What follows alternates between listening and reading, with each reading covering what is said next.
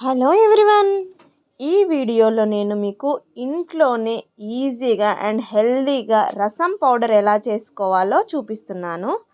అందుకోసం కావలసిన పదార్థాలు ముందుగా కందిబ్యాళ్ళు అలాగే శనగబ్యాళ్ళు రెండిటిని స్టవ్ పై ప్యాన్ పెట్టి బాగా దోరగా వేయించుకోవాలి. ఇలా గోల్డెన్ కలర్ వచ్చేంత వరకు వేయించుకోవాలి.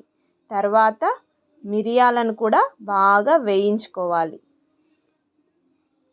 దాల్చిన చెక్క, లవంగాలు అలాగే ఇవి కొద్దిగా వేగిన తర్వాత బిర్యానీ ఆకు కూడా వేసి బాగా వేయించుకోవాలి.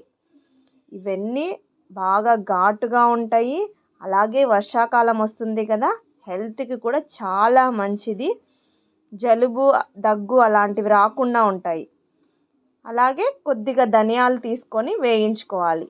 ఇందులోకి కారం కోసం వట్టి మిరపకాయలని వేయించుకోవాలి. ఇప్పుడు చివరగా కరివేపాకును బాగా వేయించుకోవాలి. పచ్చి కరివేపాకును తీసుకొని బాగా పొడి పొడి వచ్చేంత వరకు వేయించుకోవాలి. అలాగే మినప్పప్పును కూడా వేయించుకోవాలి. ఇలా వేయించుకున్న అన్నిటినీ పక్కన చల్లార్చుకోవాలి.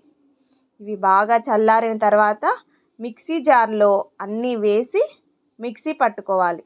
అంతే, ఎంతో ఆరోగ్యకరమైన రసం పౌడర్ రెడీ అయిపోయింది. మీరు కూడా తప్పకుండా ట్రై చేసుకోండి. వర్షాకాలంలో చాలా మంచిది. Thank you for watching.